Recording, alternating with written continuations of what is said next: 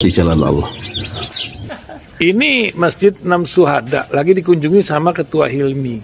Modal awalnya berapa Pak Yudi Pramuko? 750.000 Rp750.000 aja. Jadi ini 500 jutaan nih barang. Sekarang udah habis 310. Masya Allah, tuh udah pakai keramik, laponnya tinggal. Granit tuh kayak marmer. Tuh, Masya Allah nih, sampai juga kita ke sini. Masjid Enam Syuhada, ngapa namanya Masjid Enam Syuhada, Ya, Pak Yudi? kita mau mendokumentasikan perjuangan dakwah nama anak muda pengawal Habib Rizik Syihab itu. Masya Allah. Yang dibunuh sama orang jahat di kilometer 50. Kilometer 50 ya. Itu kan simbol memperjuangkan dakwah itu kita harus memberikan segalanya untuk Islam kan ya, untuk Masya dakwah Islam. Allah. Dan nama anak muda itulah yang sudah memberikan segalanya untuk Islam. Masya Allah. Kita Apa nanti nama pemuda itu ada juga di sini mungkin diterapkan? Mungkin namanya 6 syuhada. 6 syuhada itu, Iya, 6 syuhada dipasang di sini, 6 syuhada. Bip Ali, apa yang dikomentarin dari ini semua, Bip Ali? Masya Allah, luar biasa. Dari uang 700.000, kalau pengen ternyata bisa. Bisa. Allah kirim. Tuh, bisa. Ya, Masya. dengan masuk satu gang kecil, tapi Bapak ini luar biasa. Kecil tuh. Masya Allah ya. Satu call aja. Masya Allah. Perjuangan Pak Yudi Pramuko, YouTuber sejagat paling tua. Tertua di semesta. Tertua di semesta.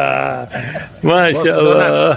Tukang donat. Tukang donat. Tukang donat dari Paru. Ini saya laporkan dari lapangan ini, langsung dari Masjid Enam Syuhada. Masya Allah. Dan ini dia. Dalam lihat ah. Tuh lihat tuh masjidnya, tuh imamnya di situ tuh. Malam-malam lagi kita. Masya Allah. Masih kurang nih. Atapnya katanya transfer aja dari rekeningnya di bawah. Assalamualaikum warahmatullahi wabarakatuh. Saya Yudi Pramuko, tukang donat dari Parung, YouTuber tertua di semesta.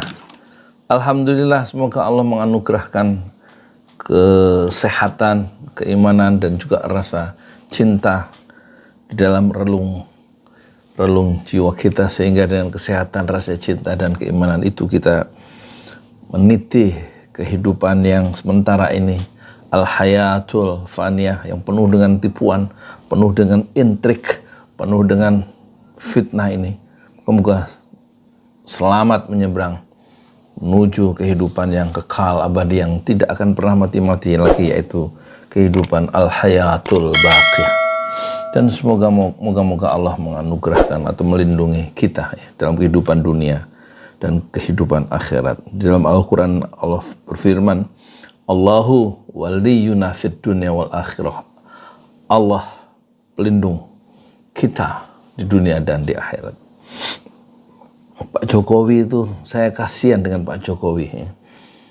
Diserang, karena diserang banyak pengamat, banyak tokoh-tokoh bangsa, supaya dia tidak terlalu jauh ya, merekrut calon wakil presiden. Seharusnya Pak Jokowi itu mengantarkan bagaimana terjadi pemilu yang sukses ya. Sebagaimana B.J. Habibie itu mempercepat pemilu dan tidak merekrut atau mengendorse calon presiden berikutnya. Yusuf Kala sudah mengatakan, jadilah seperti Megawati dan SBY, menahan diri untuk tidak masuk mendukung salah satu calon presiden. Tapi Pak Jokowi justru, bukannya dia, kata Profesor Dr. Siti Zuhro, harusnya dia itu tidak masuk ya untuk merekrut calon presiden, tapi harusnya dia mengantarkan bangsa ini menuju pemilu yang baik, yang sukses ya. Dan kita juga kasihan ya pada Pak Jokowi yang mewariskan hutang sampai 8.000 triliun. Dan kemudian persoalan IKN yang akan menyedot 19% anggaran APBN, dan tentu akan berat buat buat presiden berikutnya untuk menyelesaikan proyek IKN itu. Pasti akan mangkrak dia.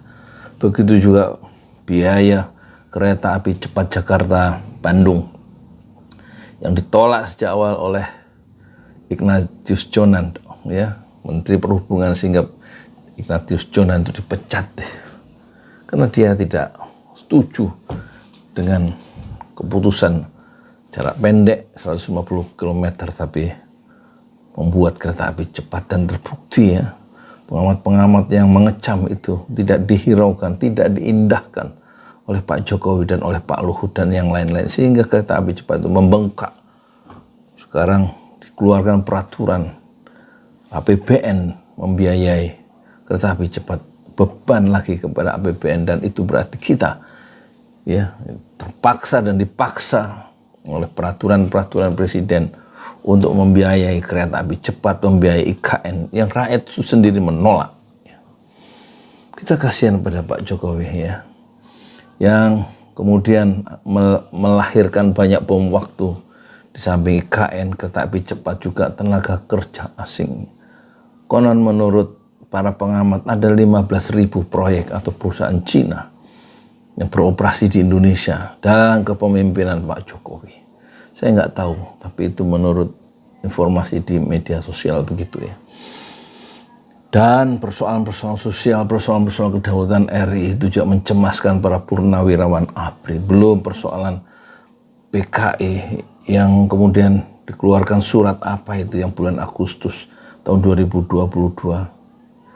Ada Mahfud di situ waktu Pak Jokowi mengumumkan adanya pelanggaran berat HAM tahun 1966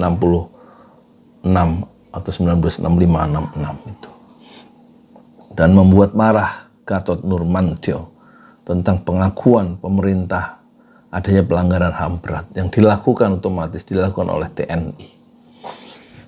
Ya, kita kasihan ya kepada Pak Jokowi yang meninggalkan banyak persoalan selama kepemimpinannya, dan juga setelah kepemimpinannya tampaknya Pak Jokowi akan dikenang dan akan dibicarakan sepanjang masa karena kekeliruan atau blunder politik dalam kepemimpinannya. Tetapi Allah memiliki rencana. Kita punya rencana, tapi Allah memiliki rencana, dan rencana Allah itu yang terlaksana, dan takdir Allah berlaku. Kita mendapatkan presiden yang paling lemah dalam sejarah politik Indonesia modern.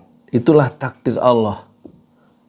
Takdir Allah berlaku, dan kita manusia, kita bangsa Indonesia, kita rakyat Indonesia harus dan wajib menerima takdir Allah yang sudah ditetapkan itu, untuk kita sadari bahwa semuanya itu ketentuan Allah, dan dengan izin Allah jua nanti kita akan mendapatkan satu kontras kepemimpinan yang insya Allah lebih membahagiakan seluruh rakyat Indonesia, yang tidak lagi akan terbelah, tidak lagi penuh dengan caci maki karena perbedaan faham politik, karena kepemimpinan yang lemah, dan betapa banyaknya penjilat-penjilat, intelektual tukang, pengkhianat intelektual ada bermunculan secara tersembunyi dan nyata, dan terang-terangan kita lihat para penjilat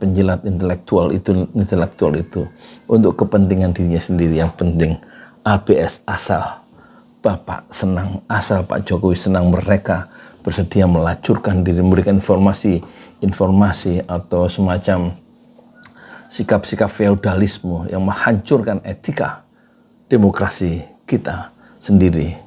Moga-moga Allah menunjuki jalan yang lebih lurus, jalan yang lebih adil bagi bangsa kita, insya Allah. Saya Yudi Pramuko, tukang donat dari Parung YouTuber tertua di semesta Fasbir Sabran Jamila. Bersabarlah dengan kesabaran yang indah. Assalamualaikum warahmatullahi wabarakatuh.